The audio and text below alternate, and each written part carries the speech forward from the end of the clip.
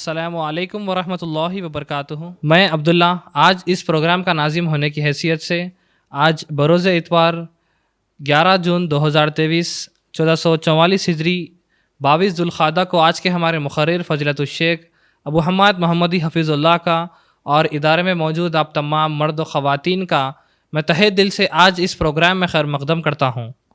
اب میں آپ کو الف السان اسلامک فاؤنڈیشن کا مختصر سا تعارف دینا چاہتا ہوں۔ الف السان اسلامک فاؤنڈیشن ایک دینی ادارہ ہے جس میں دینی بیانات، اصلاحی بیانات، Islamic workshop, Islamic training program, Islamic kids camp, اسی طریقے سے فری قرآن اور اسلامک لٹریچر کوریئر کے ذریعے سارے ہندوستان میں نان مسلم بھائیوں کو بھیجا جاتا ہے الحمدللہ۔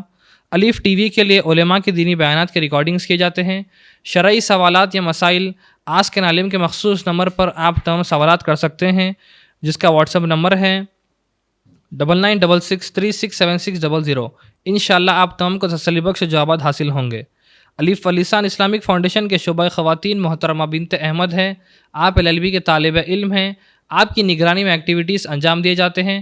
محترمہ بنت احمد ہر روز 2:30 PM سے 3 PM تک 30 منٹس کی آپ کی آن لائن اسلامی کلاس ہوتی ہیں۔ اگر آپ تمام اپنے گھر کے خواتین کو ان آن لائن کلاسز میں جوائن کرانا چاہتے ہیں تو مزید تفصیلات کے لیے 8125303208 پر رابطہ کر سکتے ہیں۔ الف ٹرسٹ کے تحت ہر منگل ریشن ڈسٹریبیوشن، ہر جمعہ food distribution, old age home میں lunch arrangement, government children hospitals میں فروٹ ڈسٹریبیوشن اور ہر سرما کے موسم میں بلینکٹس ڈسٹریبیوشن کیا جاتا ہے الحمدللہ۔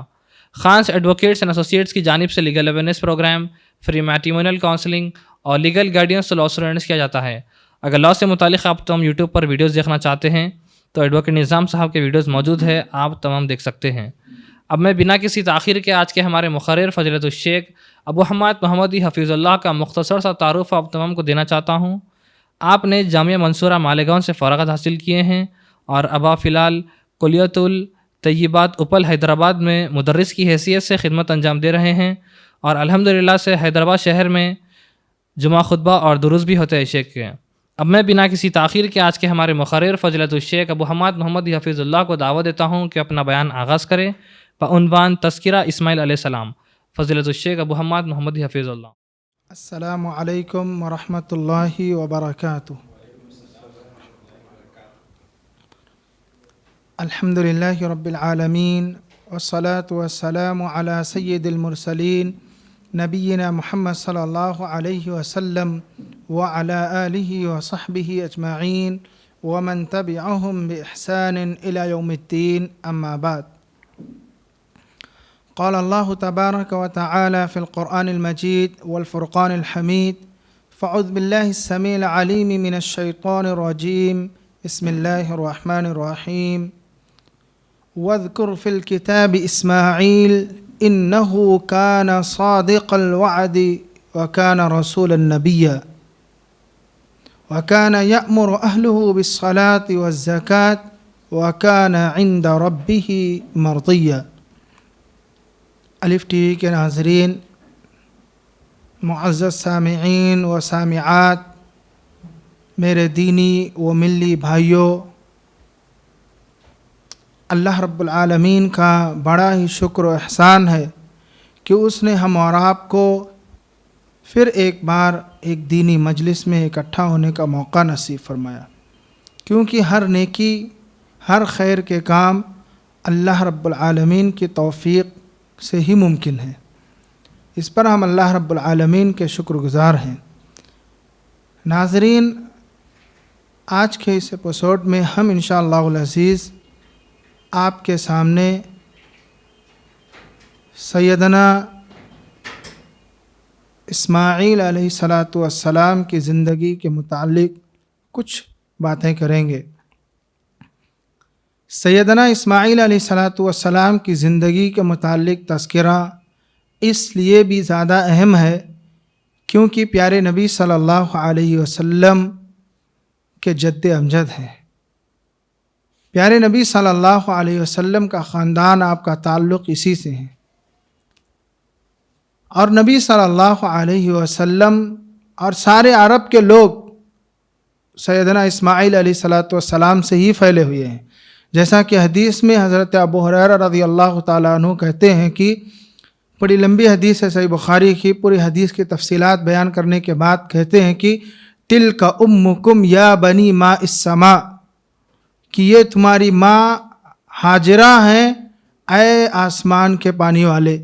حدیث کا آخری لفظ ہے، یعنی اس سے یہ ہے کہ اسماعیل علیہ الصلاۃ والسلام کی پوری زندگی یا ان کی والدہ کے جو عرب یا اس صحرا میں گزارے، وہاں سے پھر عربوں کی شروعات ہوئی، اور پھر اس طرح سے نسلیں بڑی جو آج پورے عرب میں ہیں، دیکھا جائے تو اس کا سلسلہ حضرت اسماعیل علیہ الصلاۃ والسلام پر ہی جا کر کے ملتا ہے۔ آج کے اس پروگرام میں ہم آپ کے سامنے حضرت اسماعیل علیہ الصلاۃ والسلام کی زندگی کے ایک دو اہم باتیں ذکر کرنا چاہتے ہیں۔ اس سے پہلے آپ کے سامنے ایک اور آیت کریمہ توحید کے متعلق ہے، وہ میں اپنے دل کی خواہش سے چاہتا ہوں کہ بیان کروں، اس لیے کہ چاہے وہ اسماعیل علیہ الصلاۃ والسلام کی زندگی کا تذکرہ ہو، یا ابراہیم علیہ الصلاۃ والسلام کی زندگی کا تذکرہ ہو، یا پیارے نبی صلی اللہ علیہ وسلم کی زندگی کا تذکرہ ہو، اس کے اندر اگر توحید کو نہ بیان کیا جائے، توحید کے درس کو نہ رکھا جائے، تو وہ تذکرہ نامکمل ہے۔ اس کے اندر سمجھو اصل بنیاد توحید ہی ہے۔ اگر ہم نے ان انبیاء کرام اور یا اپنے سیدنا سے، چاہے ابراہیم ہو یا اسماعیل ہو، چاہے پیارے نبی صلی اللہ علیہ وسلم ہو، ان سے اگر توحید کے درس کو نہیں سیکھا، توحید کا علم ان سے حاصل نہیں کیا اور اس کو نہیں جانا، تو ہم نے ان کی زندگی کو کچھ بھی نہیں پڑھا، سمجھو کہ کچھ سیکھا ہی نہیں۔ بہت کچھ سیکھ لینے کے بعد اگر توحید ہم سے چھوٹ گیا تو ہم نے کچھ نہیں سیکھا، یہ سمجھیے کہ ہم نے ابھی گہرائی سے پڑھا ہی نہیں۔ اللہ تعالیٰ قرآن مجید میں فرما رہا ہے الم تر کیف ضرب اللہ مثلا کلمۃ طیبہ کشجرۃ طیبۃ اصلها ثابت وفرعها في السماء تؤتی اکلها كل حین باذن ربها ويضرب اللہ الامثال للناس لعلهم يتذکرون۔ اس آیت کریمہ میں اللہ رب العالمین نے کلمہ توحید لا الہ الا اللہ محمد الرسول اللہ کی مثال بیان فرمائی ہے۔ پہلے ہم اس آیت کا ترجمہ دیکھ لیں گے اور توحید کے اس اہم بنیاد کو سمجھ لیں گے، اس کے بعد ہم دیکھیں گے کہ ان کی زندگی کا اس توحید سے کتنا گہرا تعلق تھا، چاہے وہ ان کی والدہ ہاجرہ کا ہو یا اسماعیل علیہ الصلاۃ والسلام کا ہو۔ توحید ان کی زندگی سے کت قدر جڑا ہوا تھا، لمحہ لمحہ ہم اور آپ جاننے کی کوشش کریں گے۔ اللہ تعالیٰ اس آیت کریمہ میں فرما رہا ہے کہ کیا تم نے نہیں دیکھا کہ ہم نے کلمہ طیبہ یعنی پاکیزہ کلمے کی مثال ایک پاکیزہ درخت سے دی ہے، جس کی جڑیں زمین کے اندر پیوست ہیں اور اس کی شاخیں آسمان سے باتیں کر رہی ہیں۔ اپنے رب کے حکم سے وہ ہر وقت یعنی پھل دیتا رہتا ہے، ہر وقت، کل حین، ہر وقت، ہر لمحہ اپنے رب کے حکم سے پھل دیتا رہتا ہے۔ اور ہم اسی طرح مثالیں بیان کرتے ہیں لوگوں کے لیے تاکہ وہ نصیحت حاصل کرے۔ آپ دیکھیں کہ اللہ رب العالمین نے کلمہ توحید لا الہ الا اللہ محمد الرسول اللہ کو سمجھانے کے لیے کہا کہ اس کی مثال ایک پاکیزہ درخت کی طرح ہے، جس کے اندر ہمیشہ پھل لگتے رہتے ہیں۔ پھل کا اس میں کوئی موسم نہیں ہے۔ معلوم یہ ہوا کہ ایک موحد آدمی، ایک توحید پرست جو توحید پر رہتا ہے، اس کی زندگی ہمیشہ نیکیوں میں رہتی ہے، خیر میں رہتی ہے، بھلائی میں رہتی ہے۔ اس کی زندگی میں بھی ویسے نیکیاں ہوتی رہتی ہیں جیسے اس پاکیزہ درخت سے پھل نکلتے رہتے ہیں، جس کا کوئی وقت نہیں ہے، جس کا کوئی موسم نہیں ہے۔ اور پھر اللہ رب العالمین نے ایک اور بات اس میں کہی کہ اس کی جڑیں زمین میں مضبوط ہیں اور شاخیں آسمان سے باتیں کر رہی ہیں۔ اس کو ہم اور آپ کس طرح سے سمجھیں گے؟ معلوم یہ ہوا کہ انسان کی زندگی میں اگر توحید مضبوط ہے تو وہ مثال اس مضبوط درخت کی طرح ہے جس پر کتنا بھی آندھی طوفان آئے، کتنی زوردار ہوائیں چلیں، وہ درخت نہیں گرتا۔ جس درخت کی جڑیں زمین میں مضبوط رہیں گی وہی درخت آسمان کی بلندیوں تک جاتا ہے، وہی درخت اونچا ہوتا ہے۔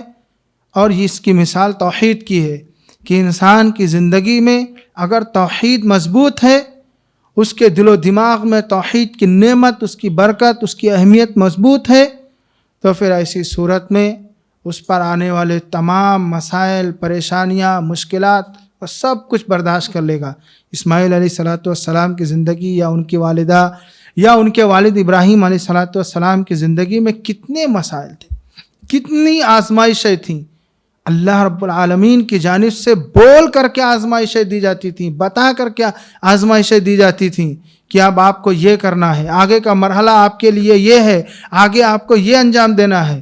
لیکن ان کے پاس توحید کی نعمت تھی، توحید کی برکت تھی، جس برکت سے انہوں نے ہر آزمائش میں اپنے آپ کو کامیابی دلائی، اور اللہ رب العالمین کے یہاں وہ خلیل کہلائے۔ خلت کا، محبت کا اعلیٰ درجہ ابراہیم علیہ السلام اور اسماعیل علیہ السلام کو حاصل ہوا۔ ہم اور آپ آج انشاءاللہ اسماعیل علیہ السلام ہی کی زندگی کے متعلق کچھ باتیں یاد کریں گے۔ اللہ تعالیٰ نے قرآن مجید میں انہی کے بارے میں کہا کہ وَاذْكُرْ فِي الْكِتَابِ اسماعیل، کتاب کے اندر اسماعیل علیہ السلام کا بھی تذکرہ کیجیے، ان کو بھی یاد کیجیے۔ وہ بھی اللہ رب العالمین کے نزدیک وعدہ کو پورا کرنے والے، اپنے وعدے میں برحق اور سچے وفادار تھے، اور نبی و رسول تھے۔ اللہ رب العالمین نے انہیں بھی نبی اور رسول بنایا تھا، اور اس کے بعد اللہ رب العالمین نے ان کے بارے میں، ان کی صفات کے بارے میں بیان فرمایا کہ وَكَانَ يَأْمُرُ أَهْلَهُ بِالصَّلَاةِ وَالزَّكَاةِ، کہ وہ اپنے اہل و عیال کو نمازوں کا حکم دیتے تھے، زکوٰۃ کا حکم دیتے تھے۔ وَكَانَ عِنْدَ رَبِّهِ مَرْضِيًّا، اور وہ اپنے رب کے پاس خوشی والے تھے، یعنی اپنے رب کے نزدیک پسندیدہ تھے، یعنی اللہ رب العالمین نے انہیں اپنا محبوب اور پسندیدہ بنا لیا تھا۔ دیکھیے، ہم ان کی زندگی کے متعلق جو شروعات ہے وہ یہاں سے کر سکتے ہیں کہ ابراہیم علیہ السلام کے پاس ان کی والدہ ہاجرہ کس طرح پہنچتی ہیں، وہاں سے دیکھیں، پھر وہیں سے سمجھو ان کی والدہ سے ان کی زندگی کی شروعات اور جڑے ہوئے ہیں۔ ابراہیم علیہ السلام نے اپنی زندگی میں 3 بار اپنی زبان سے توریہ کیا، ہم اس کو جھوٹ بھی نہیں کہہ سکتے، حالانکہ جھوٹ سے بھی تعبیر ہے کہ 3 بار جھوٹ بولے، حالانکہ اہل علم نے کہا کہ وہ حقیقی طور پر دیکھا جائے تو جھوٹ بھی نہیں تھا، بلکہ وہ ایک قسم کا توریہ تھا، یعنی بات کو گھما کر کے بولنا، جس میں یعنی پہلی چیز کہ ان کے بتوں کے توڑنے کے سلسلے میں جو آپ نے کہا تھا کہ انی سقیم، اور پھر دوسرے بل فعلہ کبیرہم، کہ ان کے بڑے نے یہ کام کیا، اور تیسری بات جو حدیث کے اندر موجود ہے کہ ابراہیم علیہ السلام سفر پر تھے اپنی بیوی سارہ کے ساتھ، اور راستے میں ایک ظالم بادشاہ کے پاس سے گزر ہوا، کسی نے جا کر کے اس کو خبر کر دی کہ ہمارے علاقے میں ایک ایسا نوجوان آیا ہے جس کے پاس ایک حسین و جمیل اور خوبصورت عورت ہے۔ بادشاہ نے ان کو بلایا، اور اس طرح سے وہاں پر جو معاملہ ہوا، وہیں پر ابراہیم علیہ السلام نے کہا کہ دیکھو، میں نے بادشاہ کے پاس تمہارے بارے میں یہ کہہ دیا ہے کہ یہ میری بہن ہے، لہذا تم جب بادشاہ کے پاس جانا تو مجھے جھٹلانا نہیں۔ اور اس طرح سے یعنی سارہ کو بادشاہ کے پاس پیش کیا جاتا ہے، وہ جب بھی یعنی ان پر ہاتھ ڈالنا چاہتا زمین میں دھسا دیا جاتا ہے، پھر کہتا ہے کہ دعا کرو کہ مجھے یہ عافیت مل جائے، میں اس سزا سے باہر نکل جاؤں، پھر دوبارہ اس کی نیت خراب ہوتی ہے، پھر اس نے پکڑنا چاہا، پھر زمین میں دھسا دیا جاتا ہے۔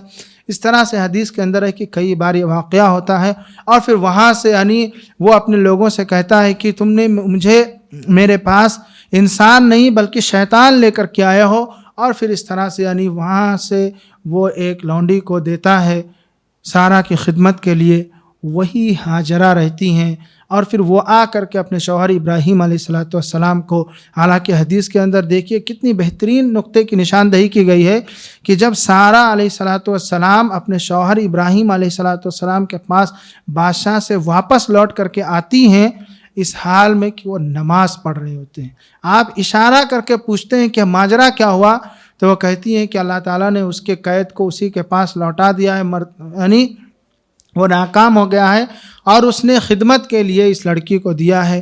اب دیکھیے اس لڑکی کے متعلق بہت ساری باتیں کہی جاتی ہیں، حدیث کے اندر تو ایسی کوئی وضاحت موجود نہیں ہے.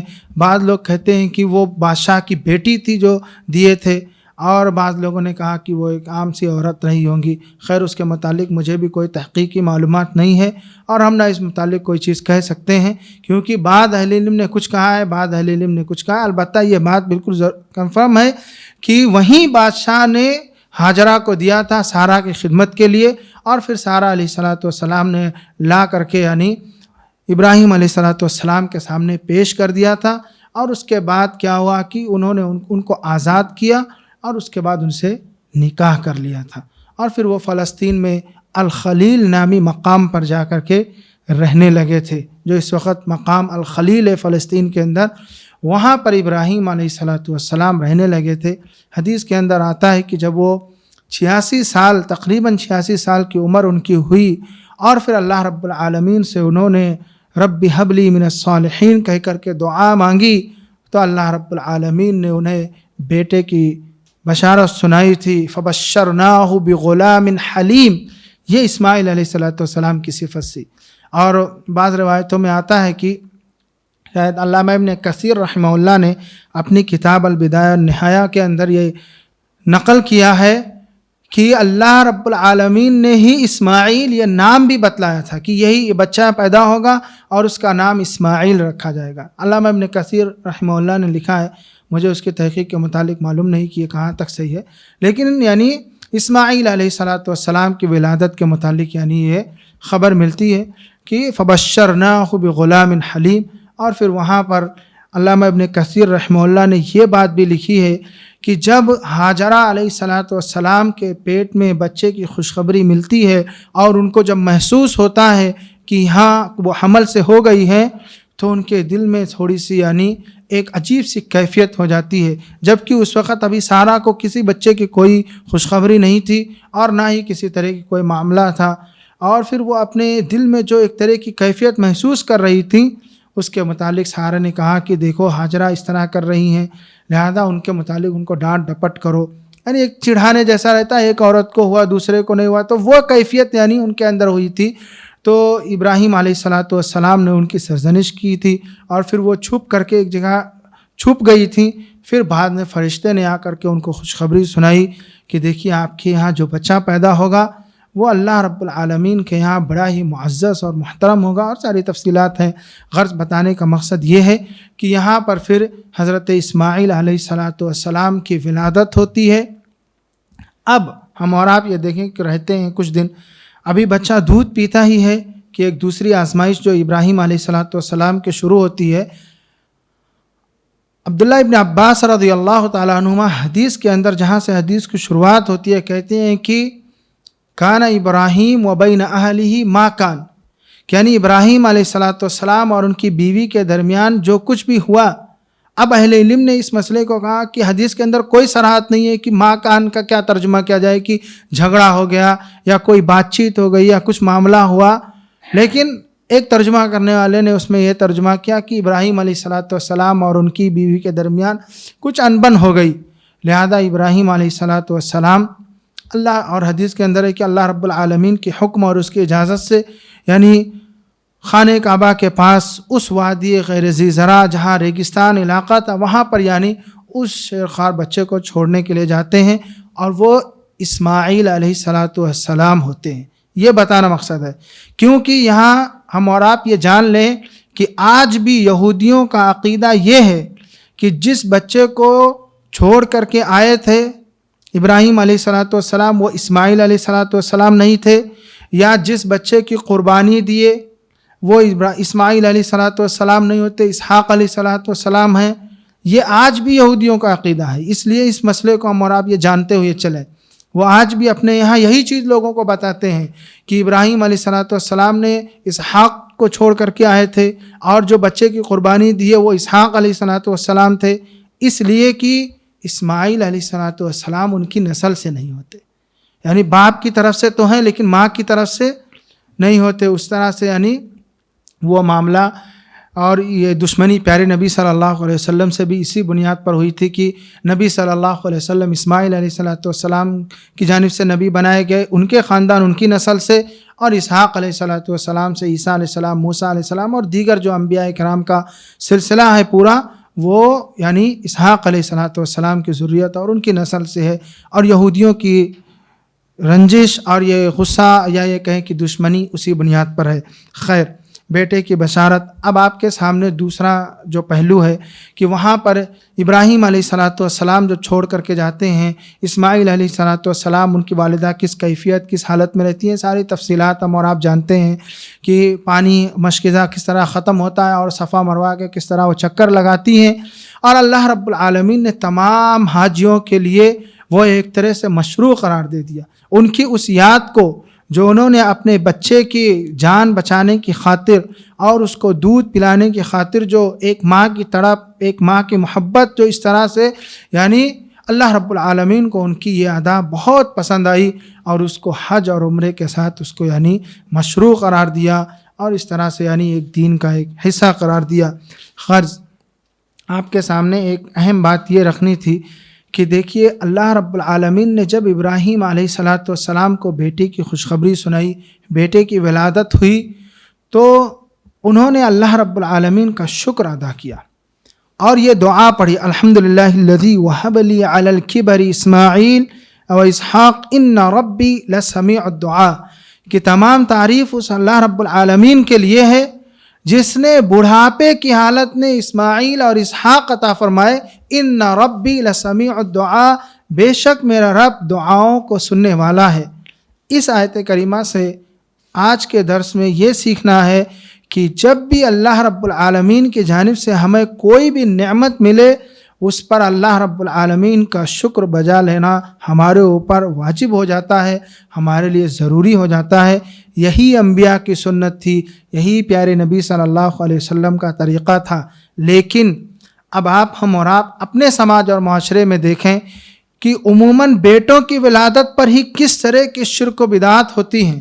یہاں ابراہیم علیہ السلام کے یہاں بیٹے کی ولادت ہوئی تو اللہ رب العالمین کی توحید، اس کی بڑائی، اس کی حمد و ثنا بیان کیے اور اس کا شکریہ ادا کیا۔ اور ہمارے یہاں کیا ہوتا ہے کہ جب بیٹے کی ولادت ہوتی ہے تو اس کو فلاں کے پاس فلاں جگہ پر، اور اس کو ہم اور آپ فلاں سے منسوب کرتے ہیں کہ فلاں کی وجہ سے ایسا ہوا، فلاں کی وجہ سے ہمارے یہاں بچے کی ولادت ہوئی۔ ناظرین یاد رکھیے، یہ ساری چیزیں شرک ہے۔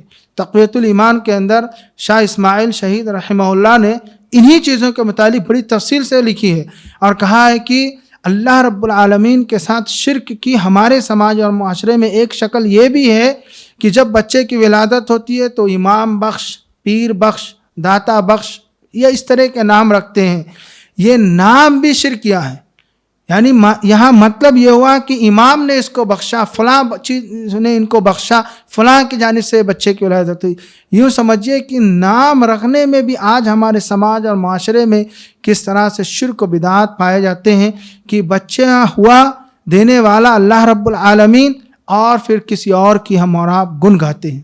تو یہاں پر یعنی معلوم یہ ہوا کہ اللہ رب العالمین کی حمد و ثنا، اس کی تعریف اور اس کا شکر کسی بھی نعمت کے ملنے پر ہونی چاہیے۔ اسی طرح سے ابراہیم علیہ السلام نے جو ساری دعائیں کی، اس میں سے ایک دعا یہ بھی تھی، ربنا انی اسکنت من ذریتی بواد غیر ذی زرع عند بیتک المحرم ربنا لیقیموا الصلاة فاجعل افئدة من الناس تہوی الیہم وارزقہم من الثمرات لعلہم یشکرون۔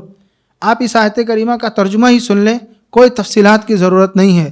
اللہ رب العالمین نے اس میں بڑی تفصیل سے بیان کیا کہ ابراہیم علیہ السلام نے کہا کہ اے میرے رب، میں نے اپنی ذریت کو، اپنی اولاد میں سے کچھ کو، جس میں سے اسماعیل علیہ السلام اور ان کی والدہ تھیں، سارہ، اور وہ اسحاق علیہ السلام نہیں تھے، وہ سب فلسطین میں ہی رہتے تھے، کہا کہ میں نے اپنی ذریت میں سے کچھ کو تیرے گھر کے پاس ایسی جگہ پر جہاں ویران ہے، کچھ بھی آبادی نہیں، کوئی پیڑ پودے نہیں، کوئی چھاؤں نہیں، وہاں پر میں نے بسایا ہے۔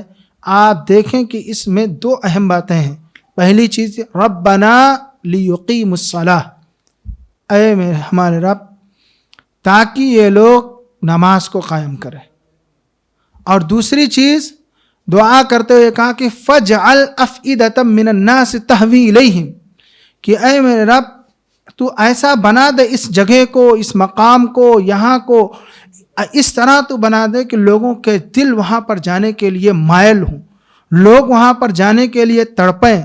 ये इब्राहीम अलैहिस्सलाम की दुआ थी। फ़जअल अफ़इदा, दिल को कहते हैं अफ़इदा अरबी ज़बान, अफ़इदतम मिनन नास तहवी इलैहिम।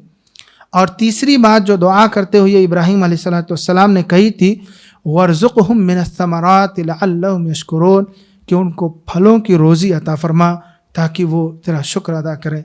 जो लोग सऊदी अरब में रहते हैं आज भी वो इस बात की गवाही देते हैं कि वो इब्राहीम अलैहिस्सलाम के दुआ ही की बरकत है कि आप मक्के के अंदर पूरे सऊदी अरब में कहीं भी चले जाएं, हर मौसम में हर तरह का फल मिलता है। वहाँ फल का कोई मौसम ही नहीं है, आप जो चाहो वहाँ जब चाहो ख़रीद लो। ये इब्राहीम अलैहिस्सलाम के दुआ की बरकत थी। वर्ज़ुक़हुम मिनस्समरात, यहाँ पर इसी तरह से हम और आप देखें कि जब इब्राहीम अलैहिस्सलाम छोड़ करके चले जाते हैं, पानी ख़त्म हो जाता है, ज़मज़म का जो वाक़या वो किससे जुड़ा हुआ है? इस्माईल अलैहिस्सलाम से जुड़ा हुआ है, उनकी ज़िंदगी से जुड़ा हुआ है कि इस्माईल अलैहिस्सलाम के जान की हिफाजत। या यहाँ पर एक सबसे अहम चीज़ कि जब इब्राहीम अलैहिस्सलाम छोड़ करके हाजरा को जाने लगते हैं तो देखिए बीवी की तरबियत कैसी की होगी उन्होंने, कि कहा कि वापस जब जाने लगे तो कहा कि किसके भरोसे छोड़ करके जा रहे हैं? तो कहा कि अल्लाह रब्बुल आलमीन का हुक्म है, अल्लाह के भरोसे छोड़ करके जा रहा हूँ। तो उस वक़्त उन्होंने क्या कहा था कि तब तो अल्लाह रब्बुल आलमीन हमें ज़ाये नहीं करेगा। यह तौहीद है, यहाँ पर अल्लाह रब्बुल आलमीन की तौहीद है। देखिए कहीं भी आप किसी भी ज़ाविये से देखें तौहीद निकल करके आता है कि जब उन्होंने अल्लाह रब्बुल आलमीन पर तवक्कुल और भरोसा कर लिया तो फिर इंसान उसको अल्लाह रब्बुल आलमीन ज़ाये नहीं करेगा। खैर ज़मज़म का वाक़या जो पेश आता है कि इस्माईल अलैहिस्सलाम के पैर के पास फरिश्ते की पर मारने से जो पानी निकलता है, वही हदीस के अंदर सही है। बाद लोग मुख्तलिफ़ किस्म के बातें गढ़ करके बयान करते हैं। यहाँ पर इस नुक्ते के बयान करने का मकसद यही है कि आप इसके अलावा जो भी बातें इधर उधर सुनते हैं कि ये इस तरह हुआ, उन्होंने पैर मारे, उनके पैर मारने की वजह से ज़मीन से पानी निकल आया, ये सारी बातें इस तरह हदीस के अंदर नहीं है। अलबत्ता ये ज़रूर है कि अल्लाह रब्बुल आलमीन की जानिब से फ़रिश्ते के पर की वजह से वहाँ पर यानी पानी निकल आया था। और उसके बाद हज़रत हाजरा अलैहिस्सलाम उसको जल्दी जल्दी उस पानी को क्या है यानी दीवार लगाने लगी थी, उसको मुनेर बनाने लगी थी। प्यारे नबी सल्लल्लाहु अलैहि वसल्लम ने हदीस के अंदर कहा कि अगर हाजरा उसको नहीं रोकती या ज़मज़म नहीं कहती तो फिर वो एक बहता हुआ समंदर या नदी बन जाता और बहते रहता। खैर फिर उसके बाद यानी उसी हदीस के अंदर है कि कुछ दिन रहते हैं और एक काफ़िले का गुज़र होता है, जुरहम कबीले का लफ्ज़ जो हदीस के अंदर आता है कि जुरहम कबीले का यानी गुज़र होता है। और फिर इस तरह से यानी वो लोग वहाँ पर रहना शुरू कर देते हैं। हज़रत हाजरा से आकर के इजाज़त मांगते हैं और फिर यानी उनको उसकी इजाज़त दी जाती है और वो वहाँ पर क्या है ज़िंदगी गुजारना शुरू कर देते हैं। इस्माईल अलैहिस्सलाम फिर बड़े होते हैं, उन्हीं में उनकी शादी होती है। वो सारी तफसीलात उसी हदीस के अंदर मौजूद है। अब आपके सामने इस्माईल अलैहिस्सलाम की ज़िंदगी का एक और वाक़या या ये कहें कि एक और हिस्सा जो ज़रूरी है तज़किरे का, वो है आदाब फ़र्ज़ंदी। यानी इब्राहीम अलैहिस्सलाम उनकी तरबियत किस तरह हुई होगी इस्माईल अलैहिस्सलाम की, और उनकी वालिदा ने उनकी तरबियत किस तरह से की होगी। कहते हैं कि हदीस के अंदर आता है कि इब्राहीम अलैहिस्सलाम ने फ़लस्तीन के अंदर अपने बीवी बच्चों से कहा कि अब मुझे अपने बच्चों की याद आ रही है, मैं उनसे मिलने के लिए जा रहा हूँ। और फिर वो खाने काबा यानी मक्के को आते हैं मुलाकात करने के लिए। उस वक़्त इस्माईल अलैहिस्सलाम घर पर नहीं रहते। बीवी से हाल हवाल दरियाफ़्त करने के बाद जब सारी तफसीलात हम और आप जानते हैं, मिलने के बाद कहते हैं कि जब तुम्हारे शौहर आए तो उनसे कहना कि घर की चौखट बदल लो। यहाँ इस वाक़े से या इस हदीस के ज़रिए से हम आपको ये समझाना चाहते हैं कि इस्माईल अलैहिस्सलाम जब घर पर पहुँचते हैं और उन्हें महसूस होता है कि कोई आए हुए थे और बीवी के बताने पर कि वो ये इस तरह कह कर के गए हैं, कैसे समझ जाते हैं, कहते हैं कि चौखट बदलने से मुराद ये है कि अब तुम अपने घर चले जाओ, यानी हम तुम्हें तलाक देते हैं। यहाँ पर ये देखिए कि इब्राहीम अलैहिस्सलाम की बात इस्माईल अलैहिस्सलाम ने कैसे मानी। बाप की इताअत और फर्मा बरदारी देखिए, चाहे बीवी से कितनी ज़्यादा उल्फत और मोहब्बत रही होगी, लेकिन बाप की इताअत और फर्मा बरदारी देखिए किस तरह से, यानी कहा एक ही ना अभी तो वालिद से मुलाकात हुई, ना उसके वजह मालूम हुआ कि क्या वजह थी, लेकिन बाप से क्या है इताअत और फर्मा बरदारी। यहाँ पर यानी अहले इल्म ने इस वाक़े के अंदर इसी नुक्ते को सबसे ज़्यादा फोकस किया कि देखिए इस्माईल अलैहिस्सलाम कितने इताअत और फर्मा बरदार थे। ये उनके वालिदा की तरबियत रही होगी कि अपने वालिद की इताअत और फर्मा बरदारी, क्योंकि बचपन में ही छोड़ के चले गए थे, उनकी तरबियत उनकी परवरिश सारी जिम्मेदारी वालिदा की ज़िम्मे थी। लिहाजा यहाँ पर देखिए कि उन्होंने किस तरह से यानी अपने वालिद की इताअत और फर्मा बरदारी की। और उसके बाद फिर दूसरा मरहला, दूसरी बार मिलने आते हैं तो कहते हैं कि चौखट को बाकी रखो। और फिर इस तरह से तीसरी मरतबे की मुलाकात में क्या है, हज़रत इस्माईल अलैहिस्सलाम से मुलाकात हो जाती है और वो देखते हैं कि अपने तीर को दुरुस्त कर रहे होते हैं। और फिर वहीं पर आकर के इब्राहीम अलैहिस्सलाम इस बात की खुशखबरी देते हैं कि देखिए अल्लाह रब्बुल आलमीन की जानिब से मुझे इस बात का हुक्म दिया गया है कि मैं यहाँ पर खाने काबा की तामीर करूँ, घर बनाऊँ, मुझे आपकी भी ज़रूरत है। और फिर वहाँ हदीस के अंदर ये भी है कि इस्माईल अलैहिस्सलाम कहते हैं कि अल्लाह रब्बुल आलमीन की जानिब से आपको जिस बात का हुक्म हुआ है आप यानी उसको करिए, मैं आपकी मदद के लिए तैयार हूँ। और इस तरह से दोनों बाप बेटे खाने काबा की तामीर करते हैं। अल्लाह रब्बुल आलमीन ने कुरान मजीद में कहा कि वइज़ यरफ़उ इब्राहीमुल क़वाइद मिनल बैति व इस्माईल रब्बना तक़ब्बल मिन्ना इन्नका अंतस समीउल अलीम। इस आयत करीमा में भी हमारे लिए बहुत सारे दर्स हैं, बहुत सारी खूबियाँ हैं, बहुत सारे नुक्ते हैं समझने के लिए कि देखिए इब्राहीम अलैहिस्सलाम खाने काबा की तामीर कर रहे हैं, अल्लाह रब्बुल आलमीन से दुआएं कर रहे हैं, अल्लाह ताला ने उसका नक्शा खींचा और जो बात उन्होंने कही कि रब्बना तक़ब्बल मिन्ना इन्नका अंतस समीउल अलीम, क्या है हमारे रब तू हमसे ये काम कबूल फरमा, तू सुनने वाला और जानने वाला है। अहले इल्म ने उसके बाद लिखा है कि इंसान कितनी भी बड़ी नेकी क्यों ना अंजाम दे, खाने काबा की तामीर से बढ़ करके कोई नेकी हो सकती है, होंगी बहुत सारी नेकियां, लेकिन खाने काबा की तामीर भी एक अजीम नेकी है, बहुत बड़ी नेकी थी। अल्लाह रब्बुल आलमीन के हुक्म से ये तामीर हो रहा था, इतनी बड़ी नेकी, उसके बावजूद अल्लाह रब्बुल आलमीन से उसकी कबूलियत के लिए दुआ। ये हम और आपके लिए एक सबक है कि इंसान चाहे छोटी नेकी अंजाम दे, चाहे बड़ी नेकी अंजाम दे, उस नेकी के करने के बाद भी अल्लाह रब्बुल आलमीन से डरता रहे और उस नेकी के कबूल होने की दुआ करे। हदीस के अंदर भी है, हज़रत आयशा रज़ी अल्लाह ताला अन्हा की वो हदीस 18वें पारे के अंदर जो पूरी आयत मौजूद है कि मोमिन की एक सिफत यह है कि वो नेकियां करने के बाद भी डरते रहते हैं। और हज़रत आयशा रज़ी अल्लाह ताला अन्हा का वाक़या या सहाबा कराम का सलफ़ का जो वाक़या हम और आप रमज़ान मुबारक के अय्याम में सुनते रहते हैं कि 6 महीने तक रमज़ान के आने की दुआ और 6 महीने तक रमज़ान मुबारक में किए हुए अमाल के कबूल होने की दुआ। तो ये सलफ़ का तरीक़ा था। और यहाँ पर देखिए हज़रत इब्राहीम और हज़रत इस्माईल अलैहिस्सलाम की सुन्नत और उनका तरीक़ा भी यही है कि अल्लाह रब्बुल आलमीन के इस अज़ीम घर की तामीर के लिए भी अल्लाह रब्बुल आलमीन से इस नेकी के कबूल होने की दुआ कर रहे हैं।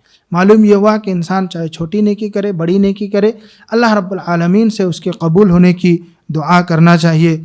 इसी तरह से इस्माईल अलैहिस्सलाम की ज़िंदगी का एक गोशा, एक वो हिस्सा जिसमें वो अपने आप की क़ुरबानी देते हैं, इब्राहीम अलैहिस्सलाम के उस ख्वाब की ताबीर या तामील करते हैं, वो भी बहुत ही अहम है। उसके बग़ैर इस्माईल अलैहिस्सलाम की ज़िंदगी का तज़किरा अधूरा रहेगा कि इब्राहीम अलैहिस्सलाम जब आते हैं, बेटे से मशवरा करते हैं कि या बुनैया इन्नी अरा फिल मनाम अन्नी अज़बहुका फंजुर माज़ा तरा, क्या बेटे मैंने ख्वाब में इस तरह देखा है कि मैं तुझे ज़बह कर रहा हूँ, तेरी क्या राय है। या अबतिफ मा सतजिदनी इंशाअल्लाह मिनस साबिरीन, कि ए अब्बू जान आपको जिस बात का हुक्म दिया गया है आप उसे कर गुजरिए, انشاءاللہ آپ مجھے صبر کرنے والوں میں پائیں گے۔ یہاں پر آپ اس منظر کو غور کریں، ایک چھوٹا بچہ جو کھیل رہا ہے، ابھی اپنے کھیلنے کی عمر کو ہے، والدین کی تربیت دیکھیے، اس کے ذہن و دماغ کے اندر کتنی بہترین طریقے سے والد کی اطاعت و فرمانبرداری بھری گئی ہوگی، اس کے دل و دماغ میں توحید کو کس طرح سے رچایا بسایا گیا ہوگا کہ اس بچے کے اندر اتنے بچپنے میں کھیلنے کی عمر میں باپ کی اطاعت اور فرمانبرداری، رائے مشورے میں باپ کی اطاعت اور فرمانبرداری دیکھیے، اور اسی طرح سے اللہ رب العالمین کے حکم کی تعمیل دیکھیے، دونوں چیزیں پائی جاتی ہیں اس کے اندر، اور پھر اس طرح سے اس کام کے لیے تیار ہو جاتے ہیں۔ شیطان بار بار یعنی روکنا چاہتا ہے، جو جمرات حاجیوں کا جو کنکری مارنے کا جو سب سے اہم کام ہے، یہی سمجھیے کہ حج کے ایام میں جو چیزیں انجام دی جاتی ہیں ان میں سے ایک کنکری مارنا بھی ہے۔ یہ اسی کی یاد ہے کہ جب ابراہیم علیہ السلام اسماعیل علیہ السلام کو مینا کے میدان میں ذبح کی نیت سے لے کے جا رہے تھے تو بار بار شیطان آ کر کے اسماعیل علیہ السلام کو روکنا چاہ رہا تھا کہ تمہارے والد تمہیں کس لیے لے جا رہے ہیں، ایسا بتاتا تھا کھل کر کے، لیکن ابراہیم علیہ السلام بھی اور اسماعیل علیہ السلام دیکھیے کہ ذرا سا بھی پیچھے نہیں ہٹتے تھے۔ یہ توحید تھی، توحید کی نعمت، اس کی برکت تھی، والدین کی تربیت تھی۔ آج ہمارے یہاں کیسی ہے والدین کی تربیت؟ میں تو ابھی بھی خطبوں میں، پچھلے جمعہ کے خطبوں میں بھی یہی بات بار بار دہرایا کہ بچپن میں بچوں کی تربیت بہت زیادہ ضروری ہے۔ اگر ہم نے اپنے بچپن میں بچوں کی تربیت نہیں کی اور بچپن میں انہیں توحید نہیں سکھایا تو پھر بچے کتنے بھی بڑے ہو جائیں ہمیں ان کے ایمان کی فکر لگی رہنی چاہیے۔ آج دیکھیں سماج اور معاشرے میں کیا ہو رہا ہے، کالج یونیورسٹیوں میں بچے جوان ہو گئے، بڑے بڑے ہو گئے، ایک چھوٹی چھوٹی باتوں کے لیے اپنے ایمان کو بیچ دیتے ہیں، فوراً اپنے دین کا سودا کر بیٹھتے ہیں، فوراً کچھ نہ کچھ کر بیٹھتے ہیں، شرک و بدعات کے کاموں فوراً انجام دے دیتے ہیں، کیونکہ ان کے دل و دماغ میں توحید کو بٹھایا ہی نہیں گیا، ان کو یہ سمجھایا اور بتایا ہی نہیں گیا کہ تمہاری زندگی کا سب سے اصل سرمایہ توحید ہے۔ اگر ہم نے اس کو بیچ دیا تو پھر چاہے ڈاکٹر بن جاؤ، چاہے انجینئر بن جاؤ، پوری دنیا کما کر کے رکھ لو، تم نے تو اپنی آخرت کو بیچ لیا ہے۔ تو سب سے زیادہ ضروری یہ ہے کہ بچپن میں ہی بچوں کی تربیت ہونی چاہیے، بچپن میں ہی ان کو توحید سکھانا چاہیے، یہ بتانا چاہیے کہ تمہارا خالق ایک ہے، تمہارا مالک ایک ہے، تمہارا رازق ایک ہے، تمہارا مشکل کشا ایک ہے، تمہارا دستگیر ایک ہے، تمہارا غوث اعظم ایک ہے، وہ سب کچھ اللہ رب العالمین ہے۔ اللہ رب العالمین کے سوا تمہاری کوئی مدد کرنے والا نہیں ہے۔ تم دنیاوی مفاد کے لیے جو کچھ بھی اپنے ایمان کا سودا کرتے ہو، یقین جانیے کہ دنیاوی طور پر تمہیں کچھ راحت چاہے مل جائے، لیکن آخرت کے اعتبار سے تم سب کچھ گنوا بیٹھے ہو۔ لہذا بتا یہ رہا تھا کہ بچپن میں بچوں کی تربیت زیادہ ضروری ہے، اور یہ ہم نے اسماعیل علیہ السلام کی زندگی سے سیکھا کہ دیکھیے کس طرح سے والد کی اطاعت اور فرما برداری، اللہ کے حکم کی تعمیل کے لیے کس طرح سے صبر، کہا کہ ستجدنی انشاءاللہ من الصابرین، لفظ پر غور کیجئے، اللہ کی اطاعت اور فرما برداری پر صبر دیکھیے، یہ ساری چیزیں اسماعیل علیہ السلام کی زندگی سے نکلتی ہیں۔ اسی طرح سے اسماعیل علیہ السلام کی زندگی کے متعلق ایک حدیث میں آتا ہے کہ پیارے نبی سلمہ بن اقوا رضی اللہ تعالیٰ عنہ اس حدیث کے راوی ہیں، کہتے ہیں کہ پیارے نبی صلی اللہ علیہ وسلم کا گزر ایک قبیلے بنو اسلم کے پاس سے ہوا، اور وہ لوگ تیر اندازی کر رہے تھے، تیروں کو درست کر رہے تھے، بنا رہے تھے اور تیر اندازی کر رہے تھے۔ تو پیارے نبی صلی اللہ علیہ وسلم نے کہا کہ اے قبیلے کے لوگوں، تمہارے والد بھی تیر اندازی کرتے تھے، اور پیارے نبی صلی اللہ علیہ وسلم کی یا سوچ یا کہیں کہ رخ یہ تھا کہ اس سے مراد اسماعیل علیہ السلام ہے، تم تیر اندازی کرو، میں فلاں کی طرف سے ہوں۔ نبی صلی اللہ علیہ وسلم نے کہا کہ تم تیر اندازی کرو، میں فلاں کی طرف سے ہوں، یعنی فلاں قبیلے سے میں کر رہا ہوں۔ تو کہتے ہیں کہ حدیث کے اندر آتا ہے کہ وہ قبیلے والے تیر اندازی کرنے سے رک گئے۔ نبی صلی اللہ علیہ وسلم نے کہا کہ ایسا کیوں کیا؟ تو کہا کہ اللہ کے رسول، جب آپ اس قبیلے کی طرف سے مقابلہ کریں گے تو ہم کیسے تیر اندازی کریں گے، یعنی ہم آپ سے کیسے مقابلہ کریں گے؟ تو پیارے نبی صلی اللہ علیہ وسلم نے کہا کہ تم سب تیر اندازی کرو، میں سب کی طرف سے ہوں۔ یعنی یہاں پر اسماعیل علیہ السلام کی اس سنت کو بھی نبی صلی اللہ علیہ وسلم نے اجاگر کیا اور بتایا کہ دیکھو تمہارے والد اسماعیل علیہ السلام بھی یہی کرتے تھے، اور اس حدیث سے ہمیں اور بھی بہت سارے مسائل معلوم ہوتے ہیں۔ آخر میں پیارے نبی صلی اللہ علیہ وسلم نے ایک حدیث میں فرمایا کہ دیکھو मैं वलद इस्माइल से हूँ। अल्लाह रब्बुल आलमीन ने इस्माइल अलैहिस्सलाम की औलाद में से किनाना, बनु किनाना जो कबीला था उसको कबूल किया, और फिर कहा कि किनाना में से कुरैश को कबूल किया, कुरैश में से बनु हाशिम को कबूल किया, और बनु हाशिम में से फिर अल्लाह रब्बुल आलमीन ने मुझे यानी कबूल किया और नबी बनाया।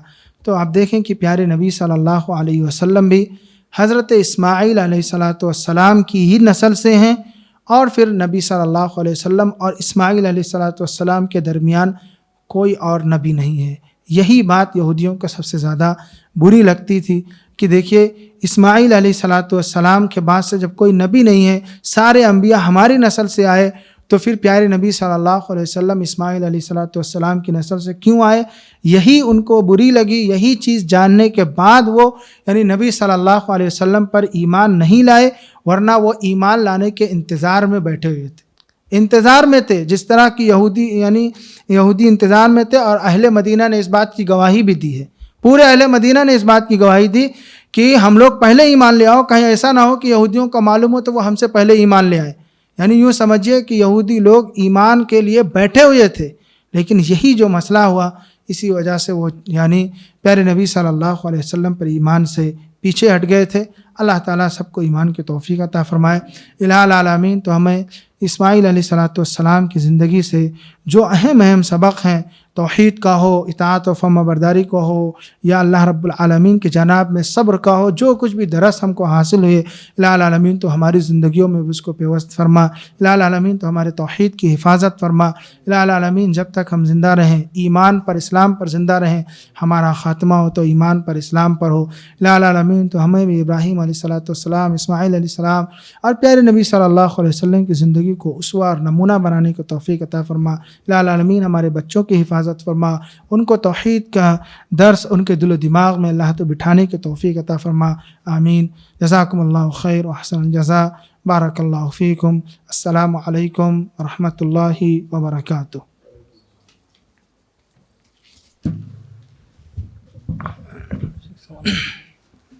सवाल का तो ऐसा कुछ है ही नहीं, ये टॉपिक भी सवाल का नहीं था, तो कोई बात नहीं।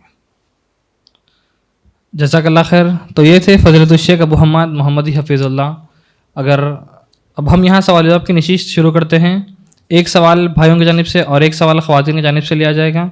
सवाल करने से पहले अपना नाम और पेशा बताएं। अगर कोई सवाल हो तो कर सकते हैं भाइयों की जानिब से। माइक कैमरा यहाँ है, चेयर पे।